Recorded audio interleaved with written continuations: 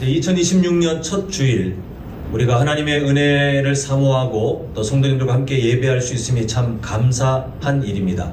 그리고 기도에도 말씀드렸고 지금 또 여기 보시는 세로 배너에도 되어 있지만 이번 한 해 동안 우리의 삶이 하나님이 기뻐하시는 감사, 근데 그 감사가 사실은 우리 송구영신 예배 때 본 것처럼 우리를 지키시고자 하나님이 마련해 주신 우리의 영적 면역 체계나 마찬가지라고 봤잖아요.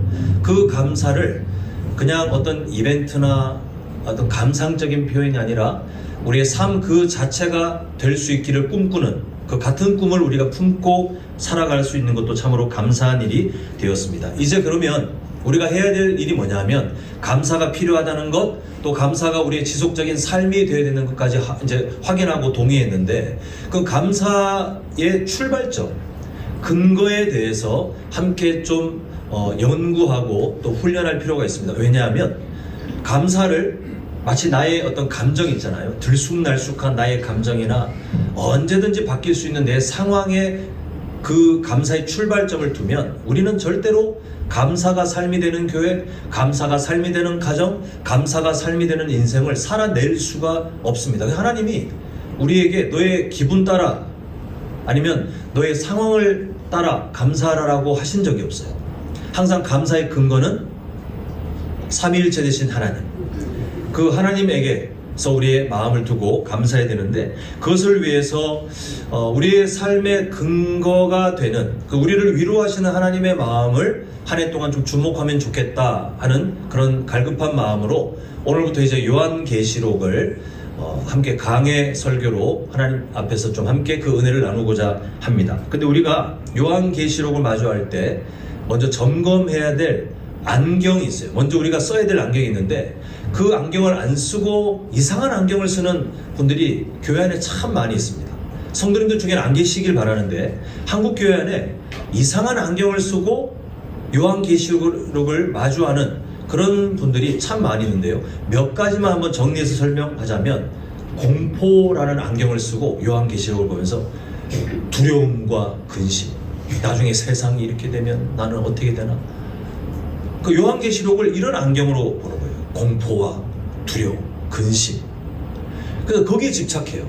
그 요한계시록을 보면 막 항상 공포를 느끼고 거기서 어떤 걱정을 발견하고 요한계시록을 그렇게 읽어나가는 것은 옳지 않습니다. 또 이런 안경을 쓰는 분들이 계세요. 이분들은 뭔가 갖고 있는 성품 자체가 뭘 알아가고 뭐 이렇게 하는 게 좋은 것 같은데 호기심으로 요한계시록 안에 마치 그 예전에 뭐 1999년이 막 지날 때 막 노스트라다무스의 예언이 뭐 어떻고 뭐 별 희한한 그런 잘못된 사상들이 세상을 흔들 때에 요한계시록도 언급이 됐거든요. 그런 호기심들, 야 666이 뭐냐, 아니면 뭐 그 상징적인 그 의미가 뭐냐, 이런 호기심, 마치 종말의 퍼즐을 푸는 그런 지식이 담겨 있거나 정보가 담겨 있는 그런 책으로 읽어나가는 분들이 계세요. 완전히 헛다리 짚는 거예요. 또 어떤 분들은요 미래를 맞추는 안경, 요한계시록에 미래가 담겨 있는데 지금 이 국가 정세를 보니 아마겟돈 그 전쟁이 이제 어떻게 막 중국과 미국이 나중에 이렇게 되나? 적그리스도가 지금 부상하고 있는 어떤 이 세계의 흐름을 좌지우지하는 어떤 저 사람인가? 미래에 뭔가를 맞추는 정보 정도로 우리 미래를 모르니까 그 미래를 맞추는 정보가 혹시 여기에 담겨 있는 것은 아닌가? 사실 거기에 대한 정보가 담겨 있다고는 할 수 있겠지만 하나님이 그걸 알려주는 성경으로 주신 건 아닌데 미래를 맞추는 안경으로 봐요. 근데 어떤 분들은요 더 나아가 현실 도피의 안경으로, 어차피 세상이 망할 건데 뭐 예수님이 곧 오신다고 하는데 맨날 저 목사가 말세의 끝이라고 말하고, 그럼 굳이 뭐 열심히 내가 수고해서 일할 필요가 있나? 직장 다 때려치고 그냥 산에 올라가서 기도나 하고 아니면 골방에 들어가서 예배나 드리고 이렇게 해야지. 현실 도피. 어차피 이 세상에 살아가는 거 힘드니까 어차피 주님 오신다고 하니까 현실을 도피하자. 그렇게 요한계시록을 읽어가면서 거기서 막 그런 힘을 얻는 것을 보게 됩니다. 근데 요한계시록은 그런 성경이 아니에요. 항상 성경은 성도님들께서 성경 읽으실 때 이 성경이 그 시대에 왜 주어졌을까를 먼저 보셔야 돼요. 뜬금없이 그냥 하나님께서 지나가듯이, 예전에 그 아이들 수건 돌리기라는 게임 아시죠? 이게 삥 둘러앉아서 막 술래가 돌다가 수건을 놓고 도망치는데 의미가 뭐 있어요? 그냥 놓은 거예요. 그 하나님께서 성경을 그 시대 사람들한테 의미 없이 그냥 수건 돌리는 것처럼 툭 던져놓고 가신 게 아니라 반드시 그 성경을 그 시대 그 1차 독자들한테 주셔야 했기 때문에 쓰신 건데, 요한계시록도 마찬가지예요. 당시 초대교회 성도들은요, 로마 황제의 폭거 때문에 정말 고민이 많았어요. 너무 힘들었어요. 생명까지 막 잃고 난리도 아니었어요. 그러다 보니 내가 지금 가고 있는 이 믿음의 길이 잘못된 건 아닌가? 정말 이 신앙생활을 계속 해야 되나? 이런 공포, 혼란, 이걸 초대교회 성도들이 많이 겪었거든요. 하나님께서 그 어려움 중에 있는, 혼란 가운데 있는 초대교회 성도들에게 야단치시거나 겁을 줘가지고 정신 똑바로 차리게 하거나가 아니라 그들을 위로하고 싶어서 쓰신 편지가 바로 요한계시록이에요. 그 요한계시록은 무슨 종말의 어떤 무서운 정보들이 담겨있고 우리 호기심을 자극하는 뭔가 재밌나, 이게 무슨 비밀이 뭘까, 이런 게 아니라 하나님의 위로가 담겨있어요. 그 시대에 믿음 생활하며 혼란, 또 두려움, 그리고 고난 가운데 있던 성도들을 위로하기 위해 쓰신 편지이기 때문에 우리는 요한계시록을 그렇게 읽어나가야 돼요. 역사의 주관자가 누구신지, 지금 눈으로 보이는 역사는 마치 교회가 패배한 것 같고 성도들이 설 자리가 없는 것 같고 그냥 이렇게 뭐 신앙생활하는 게 의미가 있나, 이렇게 좌절할 만한 현실들이 있지만, 그러나 진짜 역사의 주관자 되시는 하나님이 살아계시고 그분께서 뜻하신, 이미 계획하신 역사의 방향이 어디로 가고 있는지, 그리고 지금도 하나님은 어떻게 일하고 계시는지를 요한계시록을 통해 그 시대 초대교회 성도들에게 전달하시면서 위로하시는 거예요. 소망을 주시고 싶은 거예요. 흔들리지 않도록 붙들고 싶으신 거예요. 그 요한계시록은 오해받는 그런 성경인데 사실 하나님의 사랑이 듬뿍 담겨있는 그런 성경입니다. 우리는 그러한 마음으로 그 안경을 가지고 요한계시록을 함께 읽어 나가야 되겠는데요. 오늘 이제 요한계시록의 첫 부분, 첫 출발을 함께 보게 됩니다. 자, 우리 첫 번째 영적 교훈을 함께 읽겠습니다. 시작. 요한계시록은 하나님으로부터 시작된 사랑의 편지. 예, 사랑의 편지라는 것은 제가 금방 말씀드렸는데, 근데 출발점이 중요합니다. 자, 1절 한번 보시면 예수 그리스도의 계시라 이렇게 시작하는데, 이 계시라고 번역된 헬라어는요, 뭔가 감춰졌던 것을 보여준다라고 하는 의미가 있어요.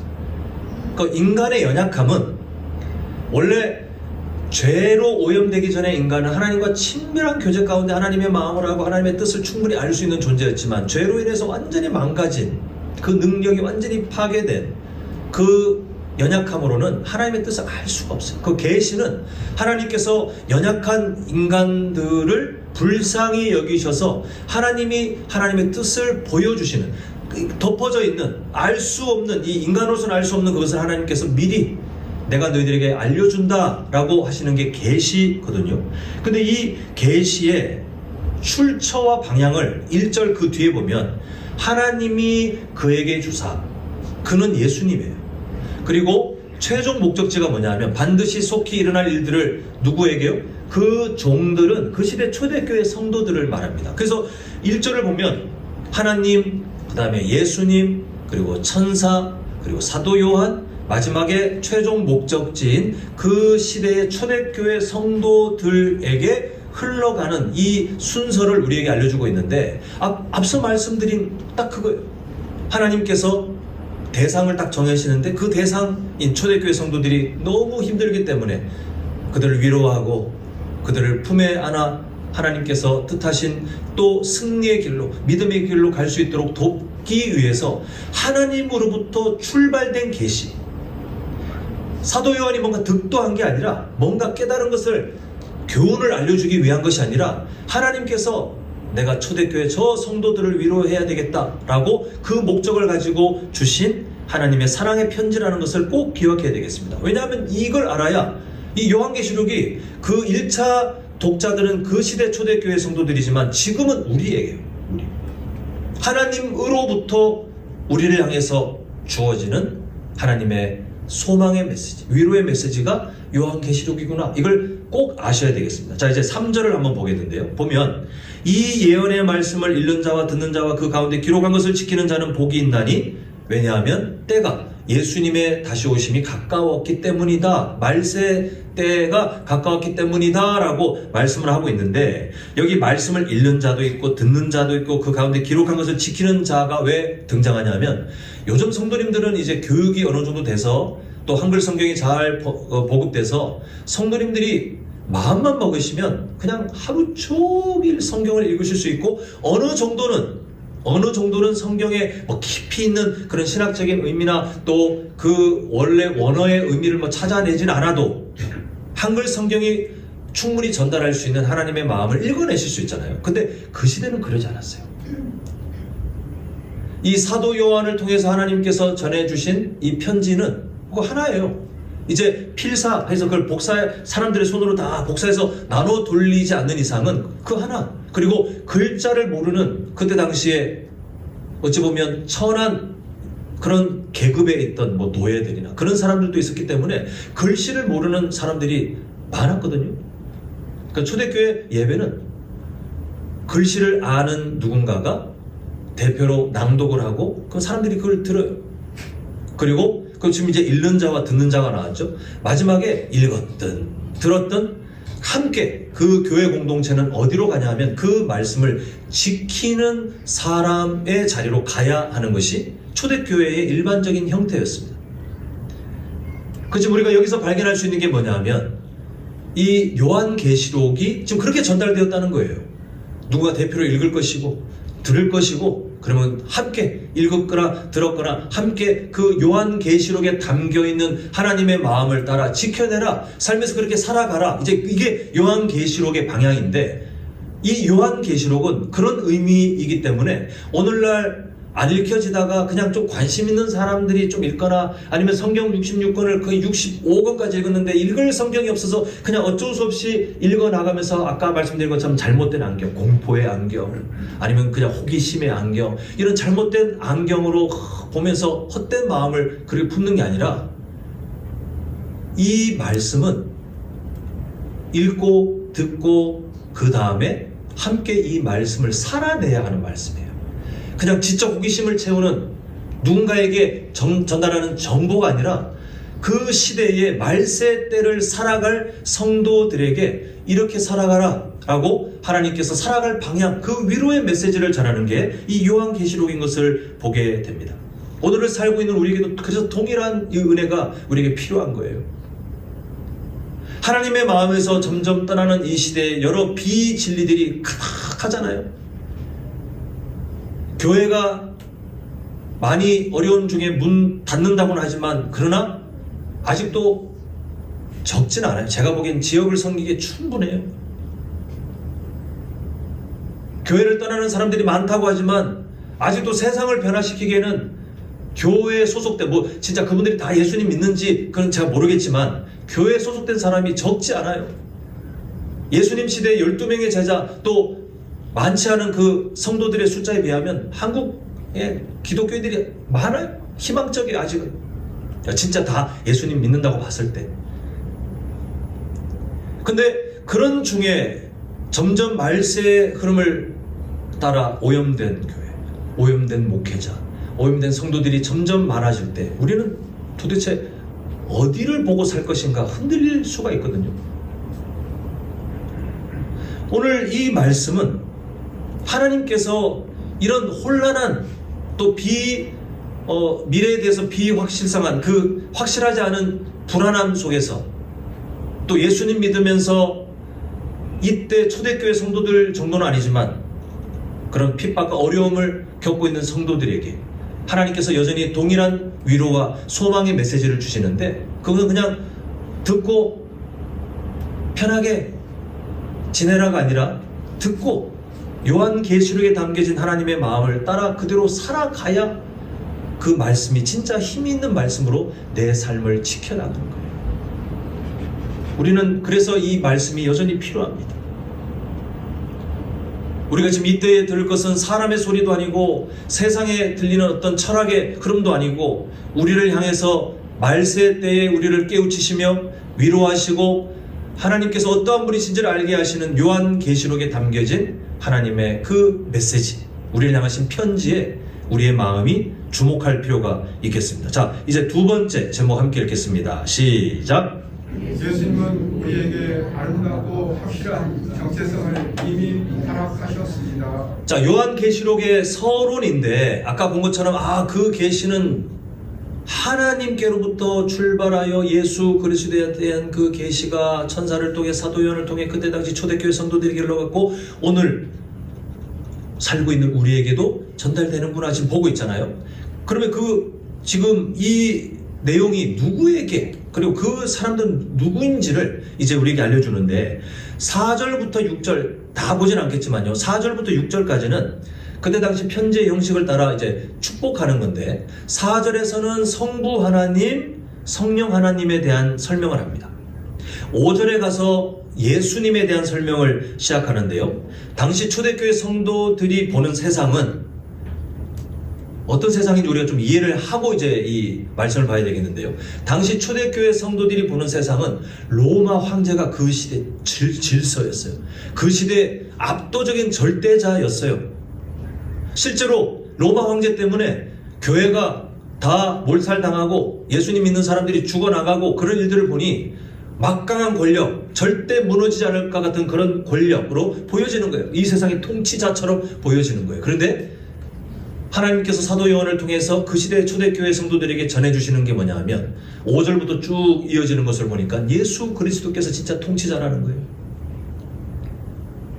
로마 황제가 지금 막 득세를 하지만 결국은 하나님의 심판의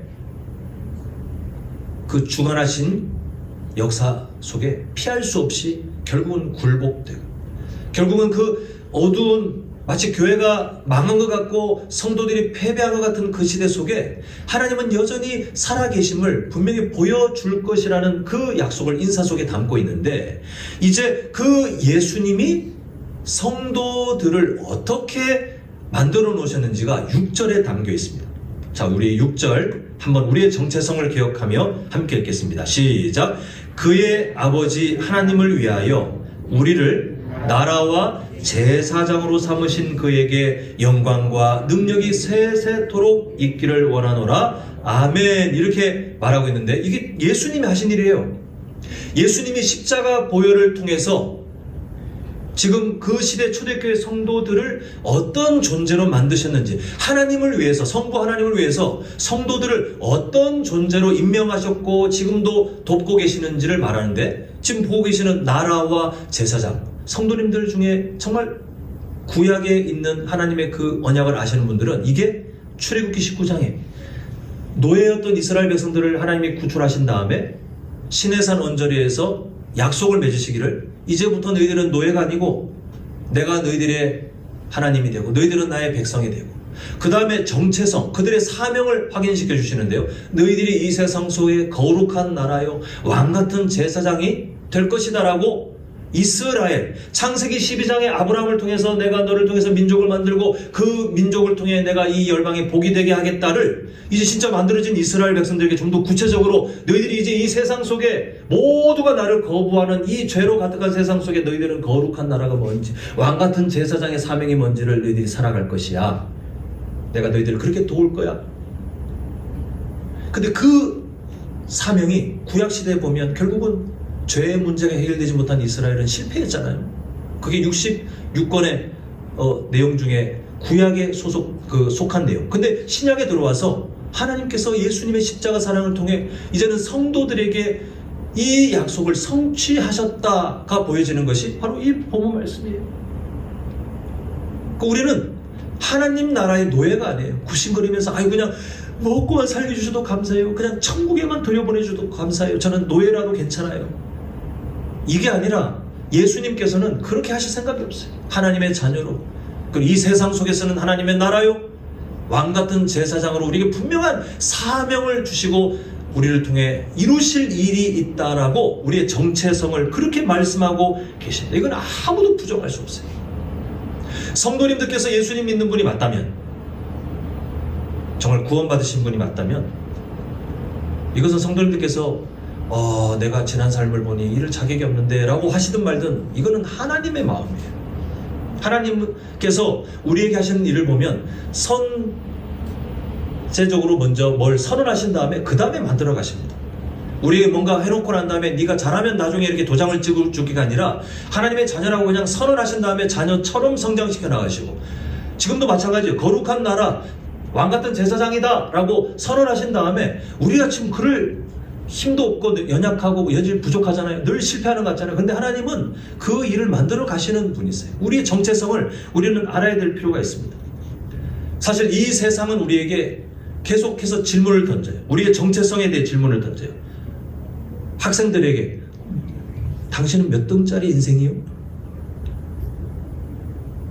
대한민국에서 순위가 몇 등에 속해 있어요?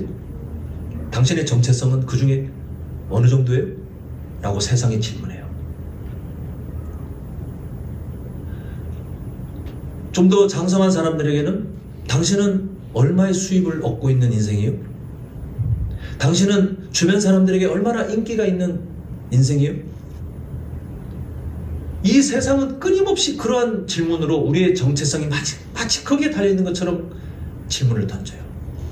이 세속적인 질문에 사로잡혀서 이 질문에 자꾸 답을 하려고 살아가면 우리는 결국 세상의 성공 법칙에 목말라서 결국 하나님의 마음을 잃어버리는 사람들이 돼요.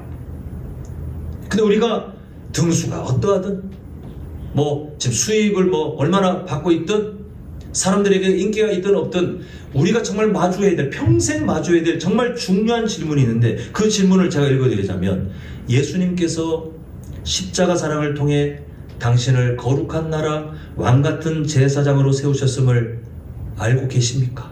라고 하는 질문에 우리는 늘 대답하셔야 돼요. 성도님들의 가정에도 하나님께서 질문하실 거예요. 내가 너 가정에 거룩한 나라 왕같은 제사장으로 너를 세운 거 너 알고 있니? 학교든 직장이든 사업장이든 세상 그 어디든 하나님께서 계속해서 질문을 던지실 거예요. 성도님들께서 지금 잘 살고 있든 못 살고 있든 계속 질문을 던지실 거예요. 거룩한 나라 왕같은 제사장인 것도 알고 있니? 뭐라고 대답하실 겁니까? 우리의 연약한 모습을 보기에는 그렇게 대답할 염치가 없어 보일지라도 우리를 이렇게 임명하신, 지금 6절이 그걸 말하고 있잖아요. 예수님께서 그냥 일방적으로 선언해버리시는 거예요. 너는 거룩한 나라요, 왕같은 제사장이야. 내가 그걸 이루려고 십자가에서 내가 죽었어. 십자가에서 그 보혈을 통해 내가 너를 이렇게 만들었어.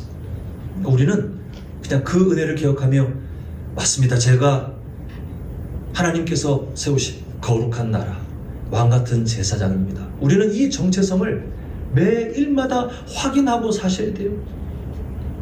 출애굽기 19장에서 말씀하셨고, 지금 요한계시록도 그렇고 베드로전서 2장 9절에서도 나오잖아요. 이 정체성을 놓치고 사는 사람과 매일마다 확인하고 사는 사람들의 삶이 같을 수가 없잖아요. 우리가 어떤 삶을 살아가는지, 우리가 누구인지를 아는 만큼 우리는 살아가게 돼요.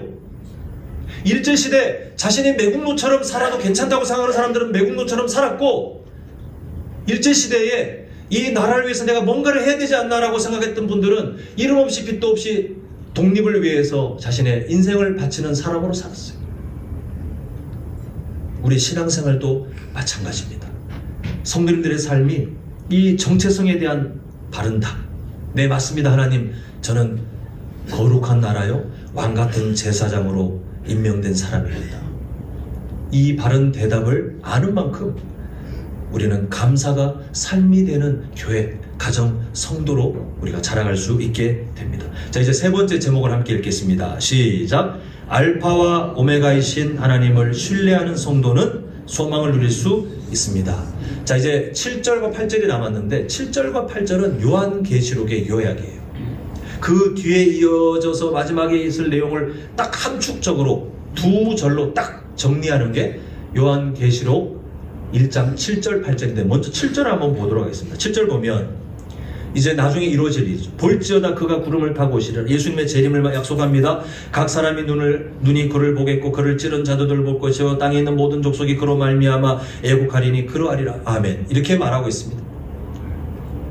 지금 초대교회 성도들이 보는 그 시대는 교회가 패배자 같고 성도들도 패배자 같고 로마 황제가 승리자, 로마 황제를 따르는 사람들은 윤택한 사람들, 복받은 사람들처럼 보일 수 있는 그런 시대지만 분명히 말씀하시는 거예요. 역사는 그렇게 흘러가지 않는다는 거예요. 분명히 약속하신 때에 예수 그리스도께서 다시 오실 그 날은 반드시 있게 되는데 그때 세상의 반응은 둘로 완전히 나뉜다는 거예요. 믿음의 인내를 감당한 성도들은 영광스러운 날이 될 것이고 예수님을 적극적으로 부인하며 하나님과 원수된 존재이면서도 마치 세상에 자기가 전부인 것 같고 세상에 먹고 사는 문제가 전부인 것처럼 그렇게 살았던 사람들은 그날 애곡이라는 말처럼 통곡하며 슬피 울지만 이제는 기회가 없는 그런 날이 될 거예요. 이미 성도들에게 약속된 승리의 때를 그게 요한계시록의 결말이거든요.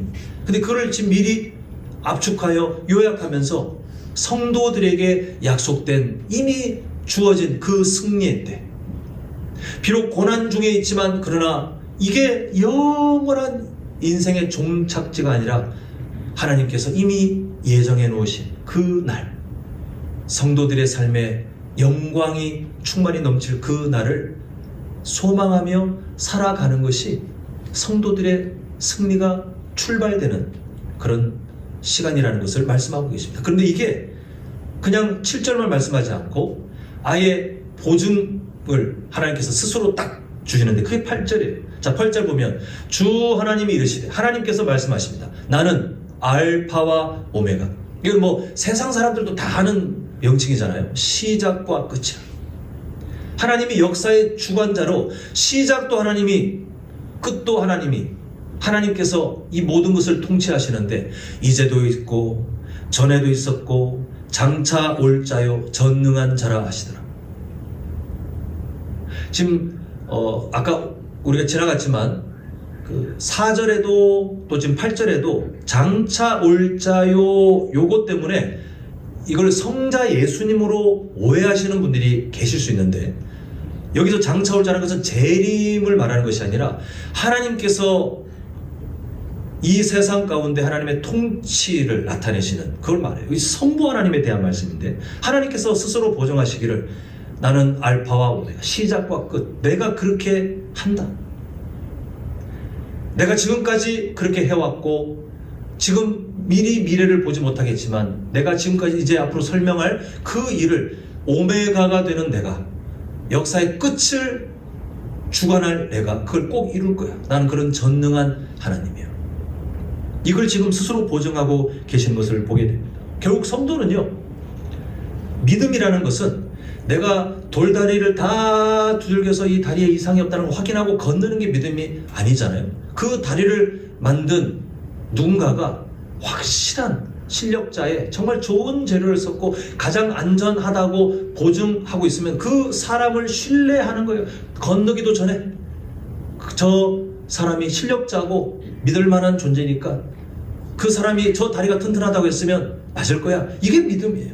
그 성도는 지금 오늘을 살고 있지만 우리는 내일을 모르잖아요.